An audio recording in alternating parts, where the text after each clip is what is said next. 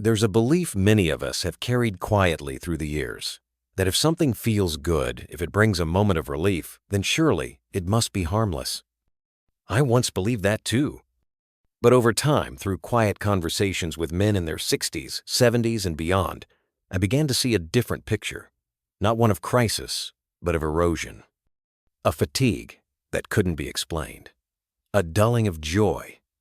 A gentle disconnection from the world. And from oneself.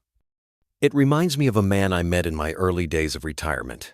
He'd spent most of his life building homes with his hands, strong fellow, wore dignity like a worn-in coat. But one afternoon he looked at me and said, "I don't feel broken, Doc. I just feel distant. Like life is happening a few feet away from me." He wasn't talking about pain or illness. He was talking about a drift, the kind that creeps in slowly when a man's routines no longer fit the season he's living in. I'm Dr. Thomas Leighton. I've listened to hundreds of men share these quiet questions not because they were weak, but because they had finally slowed down enough to notice something was off. And again, one small, often overlooked habit would rise to the surface. Masturbation, not the act itself, but the rhythm of it, the repetition, the reasons behind it. Done alone. Done daily, done without thought or feeling, until one day, it no longer restores you. If this message speaks to you, type 1. If not, type 0. Either way, thank you for listening. Because this conversation, it isn't about guilt. It's about awareness. Let's begin, gently. The first shift happens not in the body, but in the brain. Every time a man climaxes, the brain receives a rush of dopamine, the chemical tied to reward, pleasure, and temporary calm. In our younger years, that release helped balance out the demands of life. It sharpened focus, eased stress, reconnected us to ourselves. But as we age, the brain becomes more sensitive to patterns and more reactive to repetition. A daily dopamine surge from the same source over and over slowly loses its power. The brain adapts. Then it starts to numb. That's when small pleasures lose their shine. The warmth of a morning cup of coffee, a phone call from someone you love, a moment of stillness on the porch. All of it begins to feel muted. Not because life is dull, but because your brain has been conditioned to seek a very narrow form of relief. I remember a man named Frank. He was 67, retired, widowed, living alone. He came to me complaining of fatigue, irritability, and what he called emotional flatness. "I'm not depressed," he said. "I just don't enjoy anything the way I used to." His sleep was off. His motivation had faded, and his voice carried a quiet frustration like something inside him was slipping, and he didn't know how to hold on. After a pause, he admitted, "I've been doing it every day, sometimes twice. It helps me sleep." But it wasn't helping. It was masking a deeper imbalance, one that can slowly erode the richness of life. When a man's reward system becomes hijacked by habit, it doesn't just affect mood. It affects memory, focus, connection, and perhaps most importantly, satisfaction. You start drifting through your days, chasing that next rush, without realizing you've trained your brain to trade real joy for a short burst of escape. And the longer that pattern holds, the harder it is to feel moved by anything else. But the brain isn't the only one speaking. The body has its own language. There's a man I'll call Harold 72. Still walked every morning, still played golf. Came in with 2 complaints, fatigue and a strange tingling in his groin. He said, "It's not pain exactly, just a heaviness, like I'm tired down there." After some gentle questions, he admitted, "I've been leaning on it more lately. Every night, sometimes again in the morning. Since my wife passed, it's the one thing that helps me feel something." And I understood that. Of course I did. But here's what many men don't realize. After 60, the pelvic floor, the group of muscles that support your bladder, bowel, and genitals, weakens with age. Frequent stimulation without proper rest can quietly wear down that system. And that's when you start noticing things: a weaker stream, discomfort when walking, even tension in the lower back or hips. Nerve endings in the region can become overstimulated, too. That's when sensation starts to fade. Not because you're broken, but because your body is trying to protect itself. Many men don't notice this happening. They just feel more tired, more foggy, less motivated to move or to engage. They tell themselves it's aging, and yes, aging plays a role. But more often than not, it's the habit, the repetition, the lack of rhythm. And the body is saying, please, let me recover. That's the key word here, recovery. You see, in youth, recovery was built in. You could bounce back fast. But now, each release costs more hormonally, physically, energetically. That doesn't mean you need to stop. It means you need to listen. So many men were never taught how to do that, to see their body not as something to use, but something to understand. And often, what we think is a release from stress is actually part of the stress cycle itself. That's where we're headed next. Because for many men over 60, it's not just the habit that matters. It's the loneliness behind it. I once sat across from a man named Thomas. He was 69, recently widowed, a quiet man. His daughter had called me first, said he was withdrawing, skipping his morning walks, not answering calls like he used to. When I asked how he was doing, he gave a familiar shrug. I'm fine, he said, just need some time alone. But then he added something else. I've started doing it more. Most evenings now. Helps the nights feel shorter. I nodded. Not out of judgment, but because I'd heard this before. For many older adults, especially after loss, the silence at night feels endless. You're no longer held, no longer seen. And in those quiet hours, even a moment of sensation can feel like company. Orgasm, even alone, releases oxytocin and dopamine chemicals that mimic warmth, closeness, peace. But there's a hidden risk. What starts as stress, relief can become a loop that bypasses grief instead of helping us move through it. It soothes, but it doesn't heal. And night after night, that cycle becomes more deeply wired, not because you're weak, but because you're human. Still, the cost builds. What we use to cope can quietly start replacing what we truly need: connection, presence, comfort that comes from another person's voice or hand or just being together. I've seen men come to rely on solo routines the way others rely on pills or alcohol, not out of lust, but out of longing. And over time, it shifts how they show up in the world, less open, more withdrawn, harder to reach. Not because they stopped loving, but because they forgot how to connect. And connection, my friend, is where this conversation gets most tender. Because what happens in the body does not stay in the body. It spills over into our relationships. I remember a couple, David and Ellen, married 43 years, came to see me because they weren't talking like they used to. Ellen said, "He feels far away, not angry, not cruel, just somewhere else." David, quiet for most of the visit, finally said, "I started turning inward. It's easier. Less pressure. Less chance of feeling like I'm failing." And that moment, that single line broke open the silence between them. When a man, especially later in life, turns consistently to solo release, not just occasionally, but as his primary outlet for sexual energy, something begins to fade. Touch becomes rare. Intimate conversations feel awkward. And the sense of being desired not just physically, but emotionally starts to disappear.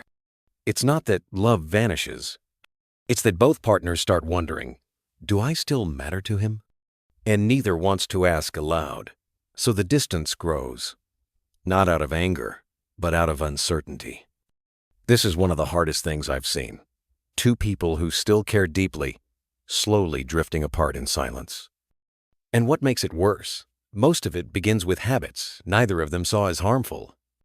But when sexual energy turns inward, day after day, without being shared, without being spoken about, it eventually sends a message not intentionally, but unmistakably. I don't need you. And that message, even when never spoken, lands. Sometimes, it's not the act itself that causes harm, it's what it replaces. And what quietly reinforces this pattern, for many men, is something even more isolating. Something most won't admit they use daily. Pornography. I met a man named Roy, 71, retired, healthy. He told me, "Everything works fine when I'm alone, but with her, I feel nothing." He wasn't blaming his wife. He was blaming himself. And he was deeply ashamed. As we spoke, he admitted that after retirement, porn had become his default. Not to satisfy desire, but to fill time, to chase feeling, to distract from the ache of stillness. This is more common than most realize.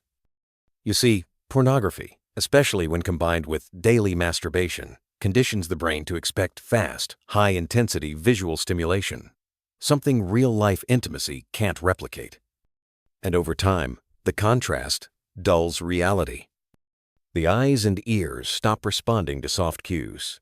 The body doesn't feel the same spark, and what used to bring closeness now feels like effort. Worse still, many older adults turn to porn not out of lust, but out of loneliness, boredom, or grief. It becomes a substitute, not just for sex, but for connection, for presence, for being known. But instead of healing the ache, it numbs it. And once numbness sets in, people start asking painful questions. What's wrong with me? Why don't I feel anything anymore? Am I too far gone? And they retreat, not because they want to, but because they've forgotten how not to. That's why I often tell patients, this isn't just a physical habit, it's an emotional one, a spiritual one even, because it shapes how we see ourselves and how we let others see us. So how do you know if the habit has gone too far? That's what we'll look at next. Because the body always speaks. The question is, are we listening? A woman named Linda once came to me 66 years old, soft-spoken, thoughtful. She said, "I'm not exactly depressed, but I feel like I'm drifting, like something's missing." She wasn't in crisis. She was simply detached. Her sleep was off. Her energy dipped. She no longer enjoyed the small pleasures that once grounded her morning walks, favorite books, calls with her sister. After a long pause, she added quietly, "I've gotten into the habit every day, sometimes just to fill the silence." She meant masturbation, not out of desire, but out of routine, out of comfort, out of something else she couldn't name. She looked embarrassed when she said it. But what I saw wasn't shame. It was the early sign of something I've come to recognize. There are patterns subtle, but telling that signal when a private habit may be tipping into something that takes more than it gives. So how do you know? When the urge arises not from want, but from need. When it starts to interfere with sleep, focus, or connection. When it leaves you feeling a little more numb, a little more alone. That's a signal. And if you're hiding it even from yourself, that's not a failure. That's an invitation to look deeper. Because habits don't have to be loud to leave a mark. Sometimes they wear us down softly, gently, until one day we wake up and the color in life feels faded. The good news is this: the body is always speaking, the mind is always listening, and change, even slow change, is always possible. But the answer isn't to quit everything cold. It isn't to punish yourself. It's to restore balance. I remember a woman named Margaret, 70 years old, wise, honest. She looked at me and said, "I don't want to give it up. I just don't want it to run my life anymore." That's it, isn't it? It's not about guilt. It's about choice. It's about noticing when something that once soothed you is now silently ruling you. And gently, kindly, taking your power back. Start small. Ask yourself, what am I really looking for when I reach for this? Is it release? Or is it relief from loneliness? From grief? From that strange silence that sometimes fills the room when the day ends and no one's there to hold you? If the answer is deeper than desire, then the solution should be deeper than shame. Here's what I've seen help men and women alike. Set a rhythm, not one driven by habit, but by respect for your own energy. If every day feels too much, Try every third day, or once a week, not because it's bad, but because you're choosing to preserve something inside you. Bring back balance in other ways. Take a walk at dusk. Sit in the sun. Listen to music that stirs something in you. Reach out to a friend, even if just for 5 minutes.